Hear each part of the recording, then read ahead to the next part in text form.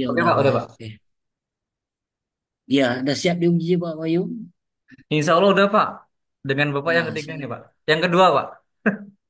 Ya, kalau mau doa silakan doa dulu. Oke, Alhamdulillah.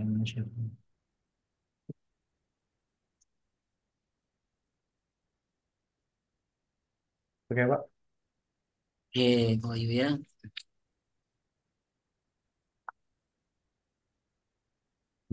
eh Apa yang Pak Bayu ketahui tentang itu tentang teori belajar? Ada berapa teori belajar yang dipelajari kemarin dalam pengembangan materi? Teori belajar tuh ada teori taksonomi belum Pak. Itu banyak sekali teorinya. Yang saya ingat adalah Hmm. teori taksonomi belum. Di mana teori ini eh, membagi bagaimana antara level kognitif dari pemahaman siswa gitu Pak. Ada nggak banyak melalui teori behavior, teori kognitif, teori humanistik? Ada Pak teori behavior ada. Nah, ini berjelaskan apa itu teori behavior itu? Teori behavior adalah teori yang digunakan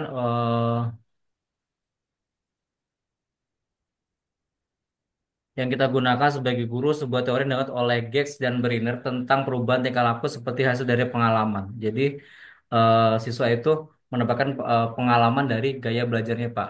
Jadi dari teori belajar ini kita bawa tahu belajar adalah perilaku yang peserta didik sebagai hasil proses pembelajaran. Perubahan perilaku itu adanya terjadi karena interaksi antara stimulus dan respon gitu. Ya, dia apa ya? Jawabannya biasa saja, jangan baca ya. Ya, Jelaskan Pak. aja apa yang Bayu ketahui, jangan tak usah baca buku ya. Baik, ada teori kognitif juga kan? Apa teori kognitif itu? Teori kognitif adalah teori yang digunakan yaitu untuk mengetahui, mengarahkan bahwa perilaku dan lingkungan untuk berinteraksi secara timbal balik, berarti antara guru dan murid, Pak. Kalau tidak adanya interaksi, berarti konstruktur belajarnya kita itu tidak akan menyambung gitu. Berarti guru dan murid harus saling berkomunikasi dalam pembelajarannya secara terstruktur Teori gitu. kognitif itu. Itu kognitif. Konstruktivisme, Pak. Ya Kognitif. saya kognitif dari tadi. Apa itu kognitif? Teori kognitif. Teori kognitif, Pak ya. Teori kognitif itu. Teori kognitif itu teori yang kita gunakan untuk melihat eh ya yang dikembangkan oleh Piaget yaitu untuk memberikan banyak konsep belajar Pak. Yaitu konsep utamanya adalah mengenai tentang kecerdasan di mana eh, kemampuan siswa itu kita representasikan berdasarkan konsep pada kenyataannya gitu. Yang ini antara Apa beda kognitif dengan behavior? ya Pak. Apa beda apa beda teori kognitif dan teori behavior? Kalau behavior ini lebih kepada perubahan tingkah laku dan lingkungannya Pak. Dipengaruhi Nah, oleh kalau lingkungan kognitif perubahan tingkah lakunya. berarti behavior itu orientasi pembelajarannya ada perubahan perilaku. Itu kan tujuan belajarnya. Nah, kalau Iya Pak. kognitif apa dia? Kalau kognitif apa dia? Lebih kepada mentalnya Pak ya, perkembangan mental atau pemahaman yang Mental, lebih ya, pemahaman pemahaman dia bukan pemahaman mental Pak. ya. Maaf pemahaman Pak. Pengetahuannya, Pengetahuan. pengetahuan, penguasaan pengetahuannya itu dia. Kalau humanistik apa teori humanistik? Teori humanistik adalah teori yang digunakan seorang guru, yakni prosesnya dianggap belajar. Jadi eh, antara pelajar dan pendidiknya ini saling apa Pak berproses. Prosesnya itu antara pelan-pelan sehingga menjadi lambat sehingga di dalam proses pembelajaran itu siswa bisa mengaktualisasikan dirinya gitu Pak. Misalnya Baik, siswa itu kalau bisa dapat dikaitkan dengan dimotivasi secara baik, kemudian siswa itu bisa mendapatkan penjelasan pemahaman yang baik gitu. Dan guru juga mampu memahami karakter dari peserta didiknya Pak, karena lebih kepada humanisme ataupun kepada manusianya individu sendiri begitu. iya. Kalau dikaitkan dengan ini dengan perangkat pembelajaran, kayak apa perangkat pembelajaran itu berdasarkan teori-teori tadi? Terus jelaskan itu rancangan pembelajarannya. Iya Pak. Bagaimana? penyusunan ya, penyusunan rancangan penyusunan pengembangan pembelajaran, perangkat pembelajarannya seperti apa. Kalau kita berangkat dari teori-teori yang tadi, humanistik kayak apa misalnya, perangkat pembelajarannya seperti apa dia jadinya. Kalau misalnya behavior kayak apa pula pembelajarannya, kalau kita berangkat dari teori-teori tadi itu. Oh iya Bisa Pak, dijelaskan? bisa Pak. Perangkat pembelajaran BPR ini berarti kepada misalnya kita tuh membuat model pembelajaran yang lebih menekankan kepada hasil belajarnya. Jadi kalau kita menggunakan RPP ataupun modul yang eh, misalnya kita menggunakan perangkat pembelajaran yang modul eh, berdiferensiasi Pak. Jadi kita tuh lebih memetakan bagaimana Ya. kondisi anak tersebut. Misalnya level ataupun tipe belajarnya lebih berbeda antara anak yang suka audiovisual, kemudian anak yang suka lebih kepada visual atau lebih dengan memberi ceramah. Jadi lebih kepada mengetahui keadaan diri dari siswanya Pak. Kalau dihubungkan gitu. Baik, iya. Sekarang kita yang lain kita diskusikan eh, tentang pengembangan pembelajaran ya. Iya Pak. Kalau kita mengajar itu kan ada perangkat pembelajaran kita kembangkan pembelajaran kita tadi itu. Ya, ada perumusan tujuan pembelajaran, ada apa namanya alur tujuan pembelajaran itu kan. Coba apa yang Pak Wahyu ketahui tentang tujuan pembelajaran itu apa? Tujuan pembelajaran itu adalah alur tujuan kita gimana menjelaskan kepada siswa tentang apa yang ingin kita sampaikan. Berarti deskripsi dari kompetensi pengetahuannya, Pak, keterampilan, sikap muridnya, dan eh, yang akan disampaikan dalam satu kegiatan pembelajaran, Pak. Gitu. Kalau misalnya kita masuk ke dalam satu TP, berarti 1 kali 30 menit atau 30 menit di kelas rendah gitu, di kelas rendah. Ya, lalu alurnya, alur tujuan pembelajaran itu apa saja itu? Bagaimana alur itu ya? Kalau ATP itu adalah rangkaian tujuan pembelajaran tersusun secara sistematis, logis dalam fase secara tertentu. Berarti utuh, Pak. Berarti kalau alurnya Hmm. itu misalnya kita menggunakan alurnya bisa kita dari mulai pembukaan pembelajaran, eh, Hmm. berdoa dulu, kemudian masuk kepada kegiatan pendahuluan, kemudian inti, baru penutup, Pak. Baru kita memilih misalnya media yang kita gunakan apa begitu di dalam suatu kegiatan inti dari alur tujuan pembelajarannya gitu, Pak. Iya. Eh, oh, you tahu tentang PBL dengan Tahu, Pak? PJBL? Tahu, Pak. PBL itu apa? Project based learning, Pak. PJBL project. Coba dijelaskan apa itu? Jadi PBL itu ada metode di mana kita ingin mengetahui masalah-masalah secara nyata, kemudian kita memberi tahu atau kita mencari tentang bagaimana kita merancang untuk menyelesaikan suatu masalah gitu, Pak. PBL-nya misalnya gitu. Kalau Kalau PJBL lebih PJBL kepada PDBL lebih kepada proyeknya, Pak. PJBL-nya mana? misalnya kalau PJBL itu lebih Projectnya kepada gitu. kegiatan pembelajaran nyata yang dimana untuk memecahkan masalah-masalah secara berkelompok juga gitu, gitu Pak. Berarti kalau kita mengajar, kalau PJBL itu seperti apa itu? Kayak apa PBL itu apa juga lah. Dua-duanya itu apa? Tapi jelaskan deh. Kayak apa PBL seperti PJBL-nya? Mana contohnya? Contohnya ada Pak. Ya, coba jelaskan.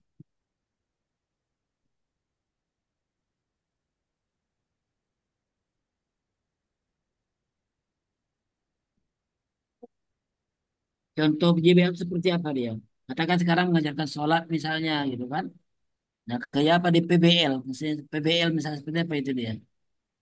Kalau PBL ini Kok misalnya bahasanya kita sholat? mulai menentukan bagaimana kita untuk mencari air sih Pak. PBL itu kan lebih menemukan masalah. Kalau kita sholat dulu kan berarti ingin mengetahui bagaimana konsep sholat, bagaimana gerakannya gitu Pak.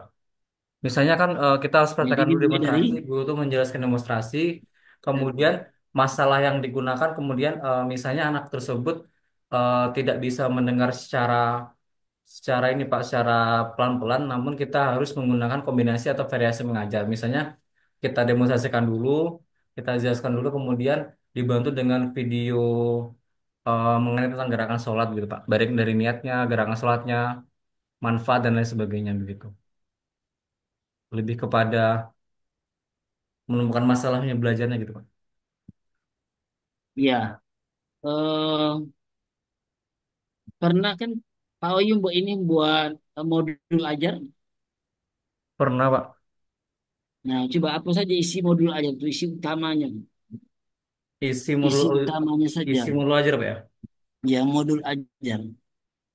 Isi modul Apa aja ajar isi utama itu modul itu? kalau yang pertama adalah ada 4 komponen Pak. Yang pertama informasi umum, capaian tujuan pembelajaran, kemudian eh, Apa tadi? informasi umum Pak, nama Masih umum. penyusun, Terus, pengarangnya gitu kan. Kemudian tujuan pembelajarannya, capaian dan tujuan ya, pembelajaran, kemudian detail rancangan penggunaan serta detail pertemuannya Pak. Ada 4 komponen tujuan, apa lagi? gitu Pak. Tujuan aja. Kemudian komponen ajar itu memiliki ada informasi umum, komponen inti dan lampirannya. Misalnya kalau informasi umum meliputi identitas profil pelajar Pancasila, kompetensi awalnya, sarana prasarananya begitu Pak di dalam susunan yang gitu. Yang Bapak tanya isinya, apa komponen-komponen daripada modul itu isi utamanya? Tujuan tadi pertama tadi. Yang lain apa lagi selain tujuan? Sebelum tujuannya itu Komponen utamanya isi modul ajar itu. tujuan, langkah, media pembelajaran, serta asesmen Pak yang dibutuhkan dalam satu Iya, topik media apa KTP. lagi? Apa lagi? Tujuan media. Tujuan, langkah, media pembelajaran, asesmen yang dibutuhkan Iya. dalam satu Apa topik lagi? atau berdasarkan KTP yang diajarkan Pak. Ada yang utama, nggak disebutkan itu. Ada yang paling utama. Nggak disebutkan semua Pak Wahyu itu. Tujuan, Iya Pak. langkah-langkah tadi. Apa lagi? Media Media, pembelajarannya apa Pak. lagi? Media pembelajarannya. Ya, apa lagi selain itu apa lagi? Kemudian asesmen yang di bawahnya Pak. Isi modul itu apa aja? Isi modulnya. Hah? Ringkasan ataupun Iya, tujuan yang asesmen. disampaikan Pak. Itu aja. Terakhir Asesmen. ada asesmennya Pak yang di bawah. Iya, itu aja. Ada LKPD Tidak ada Pak. yang lain lagi. Ada yang Ada LKPD yang biasa LKPD, apa lagi? disampaikan. LKPD itu apa? Lembar kerja peserta didik Pak. Apa LKPD itu? Lembar kerja peserta didik. Lembar. Kerja peserta didik Pak. Iya. Apa lagi selain itu? Kemudian ada tentang Ada yang utama tak disebutkan itu. Tadi ada tujuan, tadi kan ada metode, tadi kan ada asesmen, oke, itu kan ada KPD apa lagi? Ada yang paling utama atau tidak disebutkan itu. media Pak ya. Materi ajar, lah isinya juga materi ajar, Iya materi aja deh, Pak. Iya kelupaan. materi pembelajarannya tadi disebutkan tadi itu kan. Nah, itu dia. Iya. Akan ada materi, itu yang disampaikan materi itu malah itu kan. Ya, Pak Wahyu ngajar di kelas berapa? Kalau untuk yang sekarang ini Pak, karena dulu sempat sebelumnya di SMP Pak, sekarang SKP 3K-nya di SD Pak, kelas 135 Pak. Kelas fase kelas rendah sama Kelas kelas tinggi satu. Pak. Iya, apa yang diajar materinya? Ya enggak apa? Materi yang diajarkan kalau yang kelas 1 huruf hijaiyah Pak, di awal huruf hijaiyah, mengenal huruf. Guru Jaya. Tahu enggak surat kosor Pak Pak apa namanya Pak Wahyu? Apa itu surat kosor? Kosor jamak. Kalau sudah jamaah ya Pak. Iya. Sholat jamaah itu adalah sholat yang didirikan, yakni kita tuh dua sholat fardu dikerjakan pada suatu sholat yang keduanya Pak. Misalnya antara dan sholat asar itu digabungkan pada waktu asar begitu. Kalau sel kosornya adalah yang diringkasnya Pak. Berarti sholat fardu yang 4 rakaat bisa diringkas menjadi 2 rakaat begitu. Ada berapa sholat jamak itu? Ada berapa jenis sholat jamak? Jenis sholat jamaah ya Pak. Jenis sholat jamaah itu Iya. yang pertama ada jamak takdim, kemudian jamak takhir Pak. Iya. Nah, jamak tadi itu apa? Jamak takdim itu melakukan sholat zuhur atau asar di waktu zuhur Pak. Atau melakukan sholat maghrib dan isya di waktu maghrib. Kalau jamak takhir itu melakukan sholat zuhur itu di asar atau melakukan sholat Oh, maghrib dan itu. isya di waktu isyanya gitu. Baru di Isya Jumat takdim namanya itu. Itu. Iya Pak. Melakukan sholat melakukan sholat maghrib di Isya apa namanya itu? Kalau maghrib dan isya itu di waktu maghrib Pak itu jamak takdim Pak. Isya di maghrib gitu. Kalau maghrib dan isya di waktu isya. Kalau sholat maghrib dan isya itu kan dikerjakan di waktu maghrib Pak. Misalnya kan. Sholat, Nah, sholat apa kalau itu? kalau takhir ini yang 4 rakaat ini dilakukan saat maghrib dan isya di waktu isya gitu. Maghrib di Isya dikerjakan. Itu namanya sholat apa tadi itu? Jam apa namanya? Maghrib di isya itu jamak takdim, Pak. Takdim. Maghrib dikerjakan waktu maghrib itu jamak takdim. Kalau Apa maghrib mana dikerjakan takdim? Apa waktu mana isya itu takdim? jamak Apa mana takhir, Pak. takdim? Maaf. Apa mana takdim itu apa mananya? Iya, Pak. Apa mana takdim? Takdim dan takhir ya, Pak. Iya, mana apa itu? Takdim itu maknanya apa? Itu bahasa Arab tuh kan? Takdim ini artinya adalah mendahulukan, Pak. Ah, mendahulukan. Jadi bukan bukan maghrib di Menggabungkan Isya. dua sholat dalam satu waktu jamak, maaf, Pak. Iya, jadi dia didahulukan dari waktunya. Maka itu takdim namanya dia. Iya, Pak. Kerjakan Isya di waktu maghrib itu kan? Itu kan didahulukan dari waktu Isya dia. Kan namanya takdim dia, takdim namanya. Dikerjakan di maghrib di Isya misalnya itu cuma takhir namanya. Karena kita takhirkan waktu maghribnya. Kita akhirkan maghribnya ke Isya gitu kan. Itu namanya jamak takhir namanya. Jangan terbalik-balik ya Iya, Pak. menjelaskannya. Iya. Dulu waktu kuliah pendalaman materi kan ada itu belajar tentang tafsir, takwil dan terjemah kan? Iya, Pak. Kalau Ya, S1 coba di apa itu Tafsir saya di takwil? UIR, Pak. Kalau S2-nya itu dengan Prof. siapa kalau Pak ya? Lupa sih, Bukan Pak. dalam pendalaman materi kemarin. Kemarin itu di Dalam fikih, Quran Pak, ya, di hadis. fikih. Ada juga tafsir Quran hadis itu pelajarannya. Ada, Pak, ada, Pak. Nah, ya coba jelaskan itu apa itu ya jadi disebut dengan takwil. Kan ada tiga istilah kan apa namanya tafsir, takwil dan terjemah. Takwil itu apa dia? Takwil. Takwil adalah kegiatan menafsirkan suatu pernyataan sesuai dengan makna yang sebenarnya, Pak. Kalau kalau tafsir Tafsir itu adalah tafsir. Tafsir itu adalah tentang penjelasan, Pak, atau keterangan atau uraian. Berarti kalau dalam bahasa Arab itu eh, fasro atau fasri. Artinya menjelaskan atau menyikap, menampakkan atau menerangkan makna yang abstrak. apa bedanya takwil dengan tafsir? Takwil, takwil ya, Pak. Kalau takwil Takwil lebih dengan tafsir. kepada ini. Hmm? Bedanya apa? Kalau tafsir itu menjelaskan makna lahiriah, kalau takwil mengacu kepada makna lain berdasarkan dalil, Pak. Mana lain? Masalah itu Iya. masalah apa mana lain itu?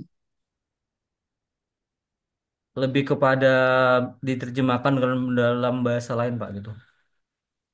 Mana contohnya takwil itu? Kalau tafsir ini kan sifatnya lebih umum daripada takwil, Pak. Tafsir ini menyangkut seluruh ayat, sedangkan takwil ini hanya berkenaan dengan ayat-ayat yang mutasyabihat atau samar dan perlu penjelasan. Berarti lebih Ya, ini, Pak, lebih kepada yang yang takwil ini masih samar-samar gitu, Pak, sehingga perlu dijelaskan oleh penafsiran gitu. ya oke. Tadi dalam modul itu kan dalam modul yang kita buat itu kan ada asesmen itu kan, Iya, Pak. ada asesmen gitu kan. Nah, ada istilahnya asesmen awal, ada namanya sumatif, ada namanya formatif itu kan. Apa itu asesmen awal itu apa? Asesmen awal ya, Pak. Iya. Asesmen awal pembelajaran atau diagnostik adalah serangkaian penilaian yang dilakukan oleh guru di tahun ajaran baru, Pak, untuk menentukan awal potensi serta kemampuan anak. Jadi diperoleh ini di awal untuk sebelum melakukan penilaian, Pak, gitu. Di tahun ajaran baru lebihnya, kalau asesmen awal. Ajaran baru, asesmen atau ajaran baru? Dilakukan di awal tahun ajaran baru, Pak. Ajaran baru ya, tahun ajaran baru gitu. dilakukan ya di awal-awal pembelajaran Pak maksudnya begitu. Di awal pembelajaran Pak bahasanya. Tahun baru, ajaran tahun baru gitu. Bukan atau di awal pembelajaran. Ketika guru masuk, lalu guru ingin mengetahui dulu kemampuan siswa, dibuat semacam soal Kuis pertanyaan misalnya. bi- bisa Pak, karena saya melakukan asesmen awal atau diagnostik. Asesmen awal lebih kepada ini Pak, menjelaskan di apa, mengetes kemampuan siswa di awal pembelajaran Pak, bisa gitu. Ya, eh evaluasi di awal pembelajaran itu ya, iya Pak. ya. Di awal pembelajaran kita ngajar ini misalnya apa pelajarannya tentang sholat misalnya kita buat pertanyaan ke siswa kita harus mengetahui dulu kemampuan siswa sebelum kita mengajar itu dia terus nah awal itu dia lalu ada formatif oh itu formatif. Formatif Pak, formatif awal atau akhir Pak? Formatif, Tadi formatif kan kita awal. mengajar kita ketahui dulu kemampuan siswa kita lalu kita mengajar itu kan lalu ada formatif ada sumatif bisa dijelaskan itu apa itu Kalau formatif itu asesmen yang bertujuan untuk memberikan informasi umpan balik Pak, dan pesan untuk memperbaiki proses belajar. kalau sumatif Sumatif itu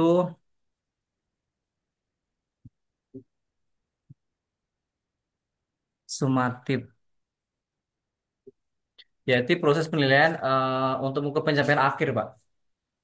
iya oke Pencapaian akhir siswa, misal asesmen tengah semester untuk di tengah semesternya di triwulannya, kalau asesmen sumatif akhir semester berarti di 6 bulan terakhir Pak, di akhir semester begitu. iya cuma apa yang Pak Oyo itu tentang PTK PTK ya itu PTK. PTK itu penelitian tindakan kelas Pak.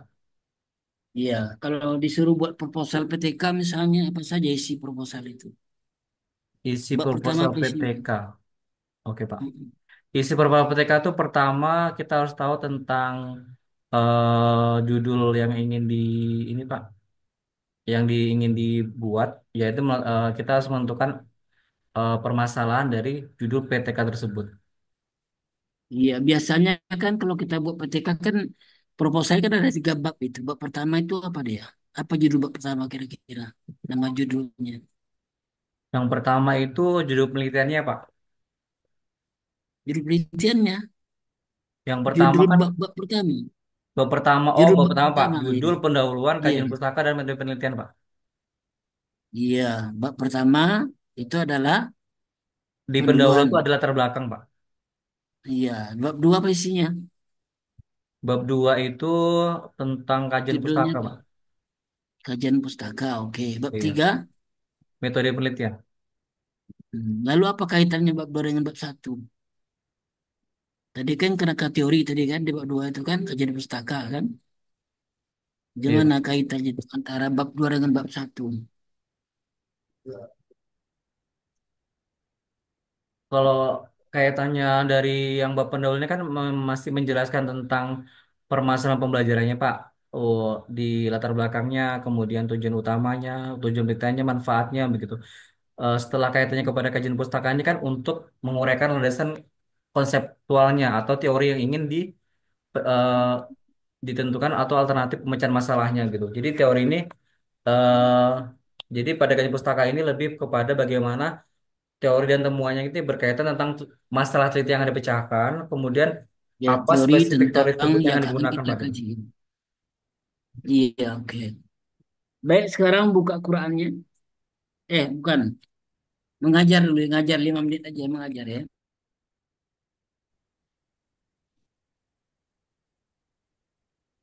Silakan. Itu temanya terserah kita Pak ya. Kalau misalnya kita mau mengajar Terserah, dulu, terserah. terserah ya. Paling lama 5 menit aja, 4 menit lagi. Silakan. Oke. Oke, Assalamualaikum warahmatullahi wabarakatuh.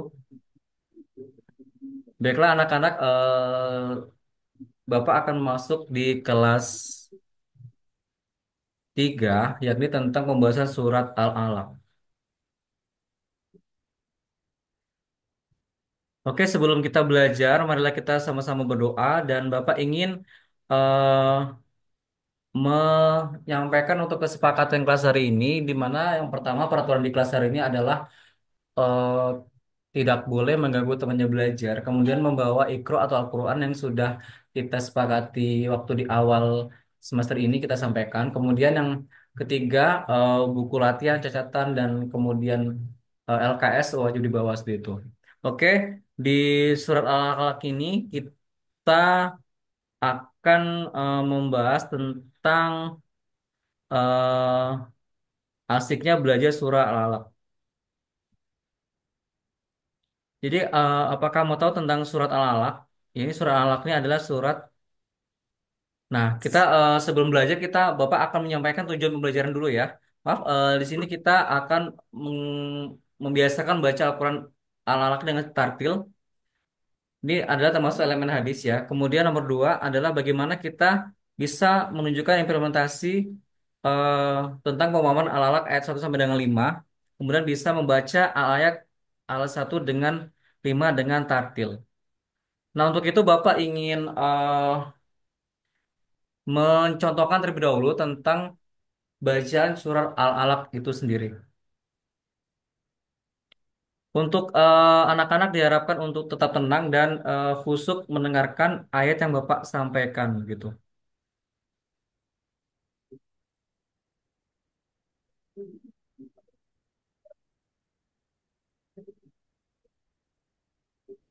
أعوذ بالله من الشيطان الرجيم بسم الله الرحمن الرحيم. Yuk mari kita ikutin. Silakan baca taus dulu.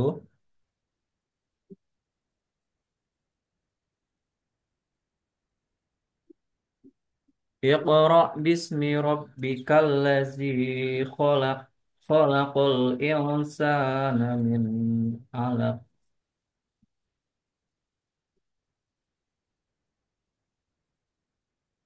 Kita ulang dulu ya. Iqra bismi rabbikal ladzi khalaq. Nah, kemudian di situ kita harus tahu bacaan tajwidnya. Kemudian khalaqal insana min 'alaq. Iqra wa rabbukal akram. Allazi 'allama bil qalam. 'Allamal insana ma lam ya'lam. Shadaqallahul azim. Ya, sudah ya. Iya, Pak. Sekarang buka Al-Qur'annya. Oke, Pak. Tes Al-Qur'an lagi ya. Buka surat Surat apa, surat Pak? Maryam. Surat Maryam. Maryam, Pak. Ya,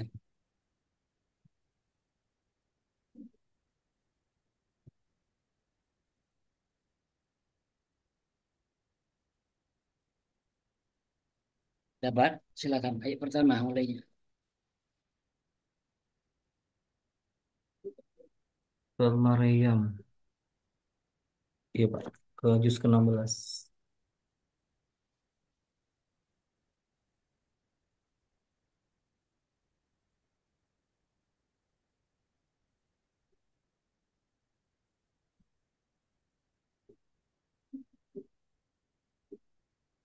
Jumpa? Belum? Ada, Pak. Udah, Pak. Jumpa. Ya, silakan. Surat Maryam. 16. 16. Ayat pertama mulainya.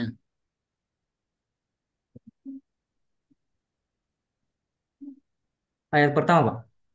Ya, silakan. أعوذ بالله من الشيطان الرجيم بسم الله الرحمن الرحيم كافها يا عين صاد Terus, ذكر رحمة ربك عبده زكريا إذ نادى ربه نداء خفيا قال رب إني وهن العظم مني واشتعل الرأس شيبا ولم أكن بدعاء ربك شقيا Wa inni khiftul mawaliya min warai wa kanat imraati akiran fahab li min ladunka waliya. Ya, sudah. Sekarang nulis lagi ya. Ambil pena dan kertas. Bapak diktekan. Coba.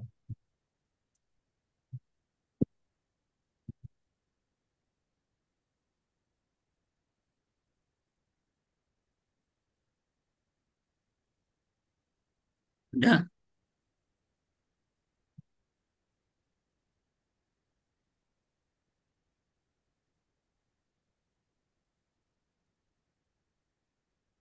Oke.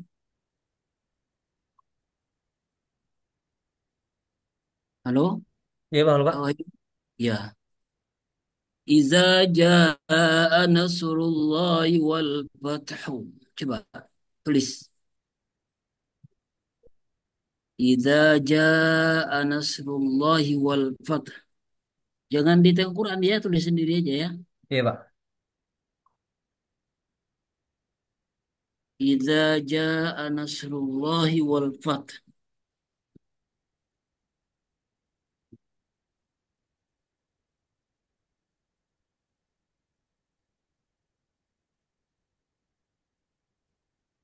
Sudah? Sudah Pak. Wa ra'aitan nasa yadkhuluna. Wara'aten. Ya, waraitan nas yadkhuluna fi dinillahi afwaja.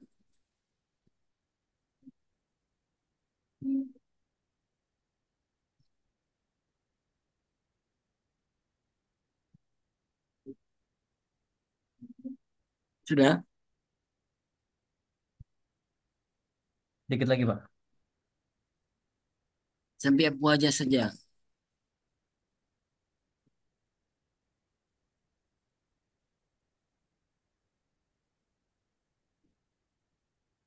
Udah Pak. Ya, sudah tahu kata saya. Mana dia hasilnya?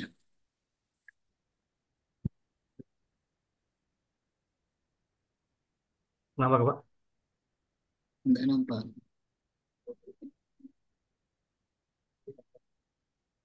Oke, sudah. Silakan. Silakan tutup. Baiklah Pak, terima kasih atas waktunya. Saya Wahyu Nur Halim dari mahasiswa PPG dari Kabupaten Indragiri Lupa, Kecamatan Seberida. Terima kasih atas waktunya Pak. Mohon maaf kalau ada kekurangan dalam penyampaian.